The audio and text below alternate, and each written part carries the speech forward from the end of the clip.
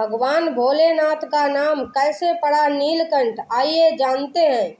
एक बार दुर्वासा ऋषि अपने शिष्यों के साथ शिवजी के दर्शन के लिए जा रहे थे। मार्ग में उन्हें देवराज इंद्र मिले। इंद्र ने दुर्वासा ऋषि और उनके शिष्यों को विनम्रता पूर्वक प्रणाम किया। तब दुर्वासा ऋषि ने इंद्र को आशीर्वाद देकर भगवान विष्णु का पारिजात पुष्प प्रदान किया।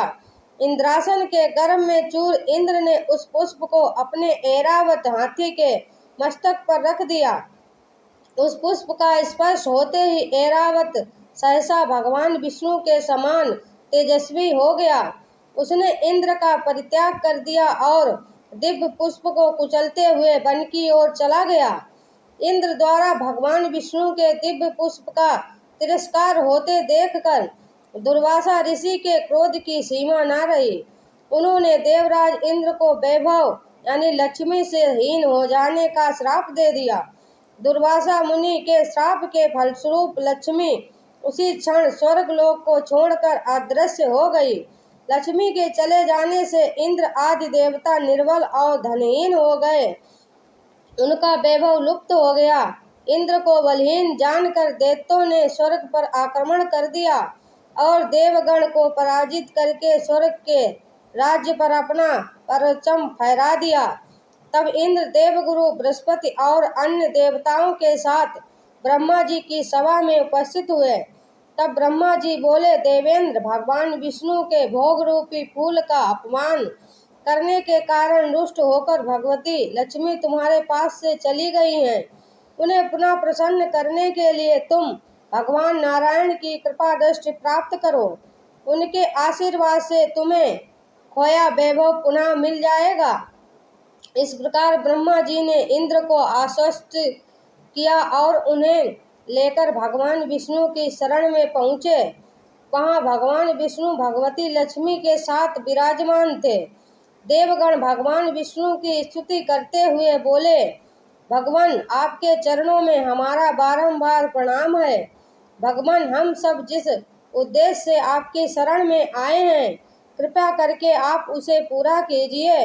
दुर्वासा ऋषि के श्राप के कारण माता लक्ष्मी हमसे रूठ गई हैं और दैत्यों ने हमें पराजित कर स्वर्ग पर अधिकार कर लिया है।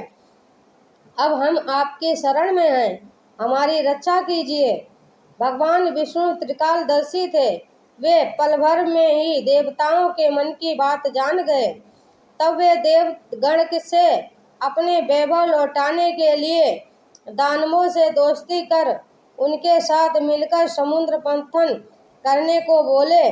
उन्होंने समुद्र की गहराइयों में छिपे अमृत के कलश और मणि रत्नों के बारे में बताया कि उसे पाने से वे सभी फिर से वैभवशाली हो जाएंगे।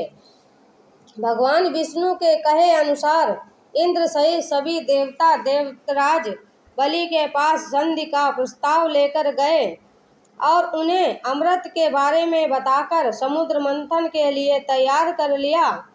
समुद्र मंथन के लिए समुद्र में मंदराचल को स्थापित कर वासुकी नाग को रस्सी बनाया गया।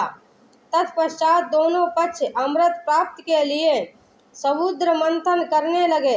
अमृत पाने की इच्छा से सभी बड़े जोश और वेग से मंथन कर रहे थे। सहसा तभी समुद्र में से कालकूट नामक भयंकर विष निकला। उस विष की अग्नि से दसों दिशाएं जलने लगी। समस्त प्राणियों में हाहाकार मच गया। देवताओं और दैत्यों सहित ऋषि मुनि मनुष्य गंधर्व और यक्ष आदि उस विष की गर्मी से जलने लगे। देवताओं की प्रार्थना पर भगवान शिव विषपान के लिए तैयार हो गए।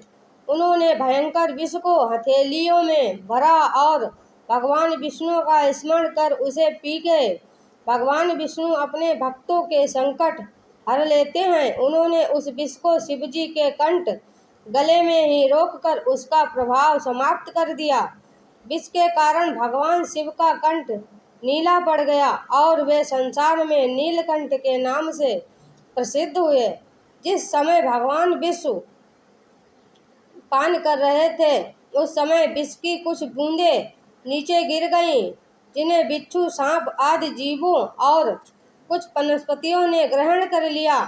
इसी विष के कारण वे विषैले हो गए। विष का प्रभाव समाप्त होने पर सभी देवगण भगवान शिव की जय जयकार करने लगे। हलाहल के बाद समुद्र से कामधेनु गाय प्रकट हुई। वह यज्ञ हवन आदि सामग्री उत्पन्न करने वाली थी, अतः उसे ऋषि मुनियों ने ग्रहण किया। उसके बाद उच्चैःस्वभा नामक 7 मुखों वाला एक अश्व निकला। वह चंद्रमा के समान श्वेत वर्ण का था। उसकी सुंदरता से प्रभावित होकर उसे दैत्यराज बलि ने ग्रहण कर लिया। समुद्र से श्वेत वर्ण का ऐरावत निकला। उसे अपना वाहन बनाने के लिए इंद्र ने ग्रहण कर लिया। इसके बाद कौस्तुभ नामक मणि प्रकट हुई। उसे श्री विष्णु ने धारण किया। समुद्र मंथन से कल्प वृक्ष तथा अनेक सुंदर अप्सराएं भी प्रकट हुई। इनके बाद ऐश्वर्य और भोगों की देवी लक्ष्मी प्रकट हुई।